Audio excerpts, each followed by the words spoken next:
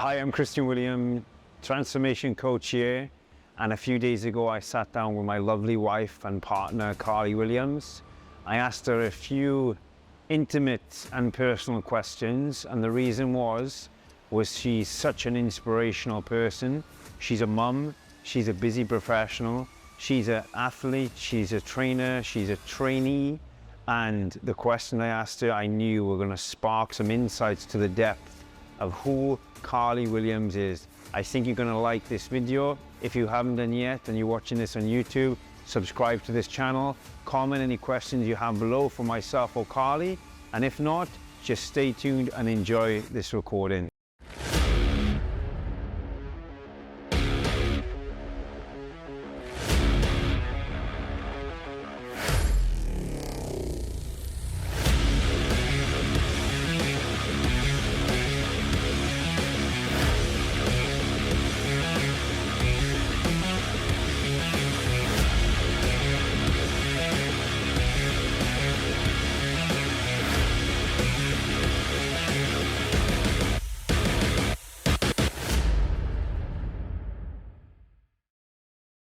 So Carly, thanks for joining me today.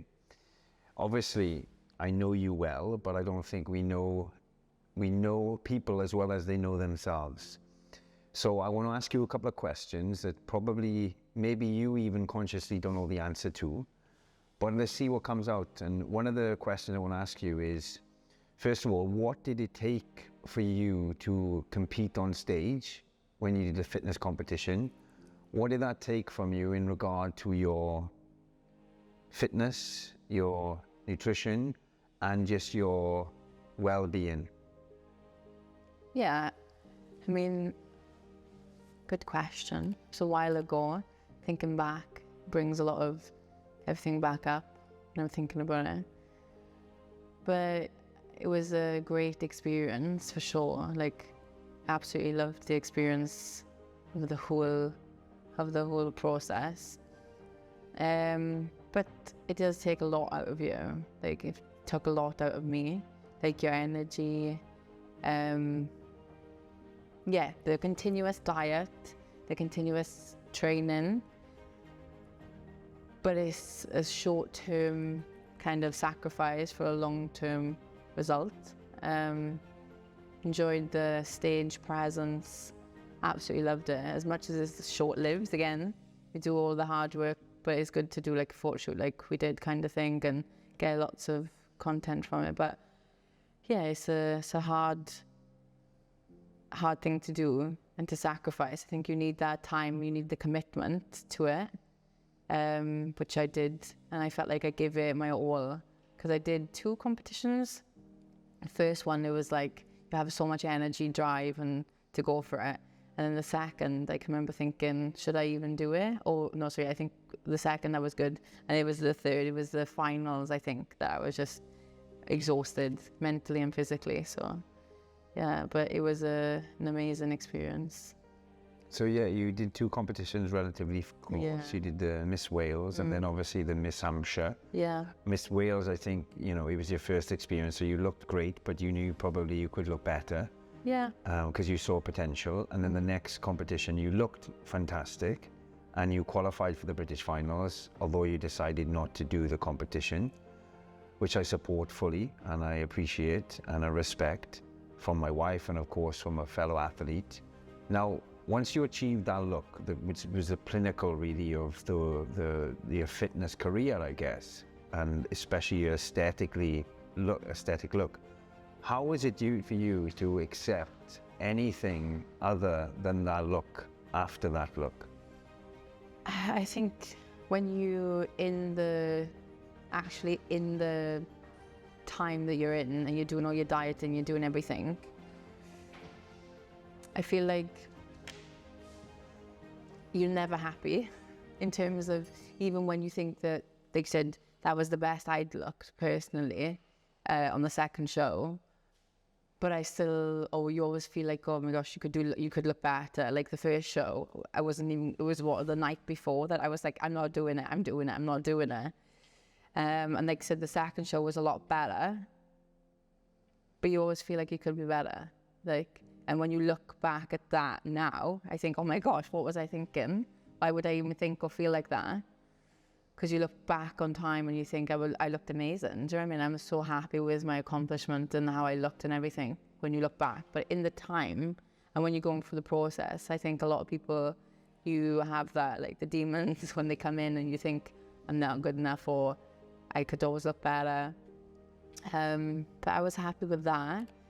But yeah, the after process of when obviously you do like your reverse dieting and all these kind of things, I think it's difficult. You have to have somebody, a coach that knows what they're talking about. Like I was lucky I had you when you showed me and helped me how to do it in a healthy way. Because I know a lot of people, they do bounce. I mean, I did bounce, but I think that's everybody's different body as well. But yeah, it's a process, isn't it? Very good. So was there a period where you looked a certain way that maybe is not sustainable or maintainable, but maybe it's not conceived in the time? Maybe it's just something that we think we can. Was it a period where you were trying to either hold on to that look, or was you trying to achieve that look again, or did you just feel satisfactory knowing that you looked that way then? Yeah, I mean, I think over time, your body composition changes as well. So I think after that period, I could have dropped muscle, and even if I tried to do it and achieve that look or same kind of thing again, it would be totally different. But you mean, did I have the desire to do it all again kind of thing? Yeah, I mean, for people, a lot of people in particular, once they've achieved a certain look that might not be sustainable, Yeah. they maybe feel a little bit less maybe self-esteem because they don't look that way anymore. Okay. Yeah, no, I don't think that I ever feel in the moment that, because I don't really feel, even when I know I don't look my best personally, I don't never feel that way, body shamed. I'm always like grateful and thankful, and at the time you understand why you're where you are, rather than because you know you look like that. But now, of course, I'm not going to look like that all the time. I put on my weight, but I'm happy with how I look. So yeah. So fast forward a few years, you know, you settled down, you got married, you're punching well above your weight. Must make you feel good. You know, obviously you've had a child, and the body's going to go through a new transformation completely. Almost 1 year has passed, so you've been through it all. You've been through the backache, you've been through the extension, you've been through the recovery phase, and you've been through the phase of now getting yourself back to where you were, or wherever you want to go to next. How have you personally, I'm going to use the word dealt with, but I don't know if it's the right word. How have you been able to continue forward with that new goal, new body, new transformation? So since I had a baby, how did I deal with the changes in my body, and how have I got to where I am now? Yeah, so I guess what I'm leaning into is sometimes the recovery phase takes place and you recover well, but your body takes time to adjust either back to where it was or to where you would like it to be. Now clearly your body is moving in a really good direction because you're working out hard, you're doing your fitness, you're doing your training. Where is your mindset now, and how would you be able to kind of package that up to say how you felt over the last 12 months since giving birth about your body image? Yeah, I think it's a huge process from having a child, and then 12 months down the line almost. Even any woman, I think it takes at least 9 to 12 months for their body to have some sort of natural getting back to normality without any dieting, without any major, like anything. So it takes a long time, even for your body, is like your hormones, everything to balance out, right?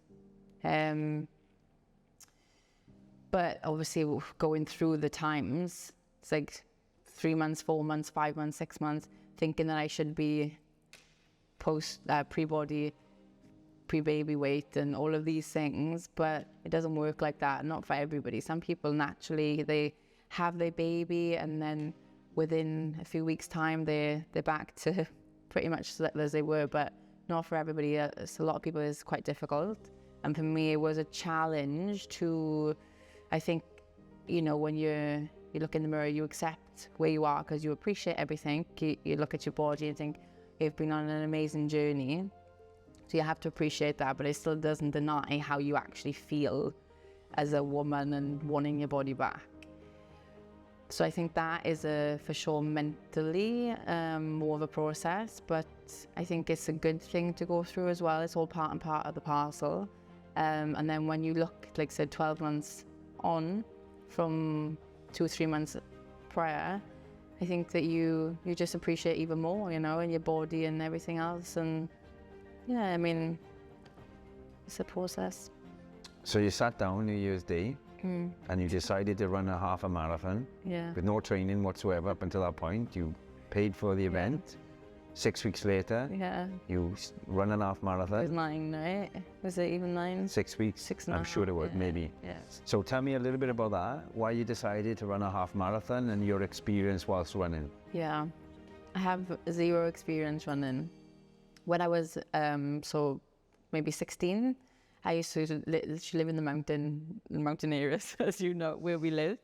But I used to go for a run sometimes, like literally, but I'm not a runner. I would never class myself as a runner Run from the police, like. yeah, run from the police, run from your mother. Yeah, that kind of thing. But yeah, it was the first time to actually set a goal in terms of, for running. It was a new thing. I think we were on the way to a safari in the car, and he was like, "What's your goals?" So I'm like, "Don't know. Let's do something new. Let's do something different." I didn't even know how running come into the situational story, but I was like, "Let's have a look." Looked online, booked it, and then had to put in the work. And was it a challenge? Was it when Sue was running it? What was the biggest challenges you faced?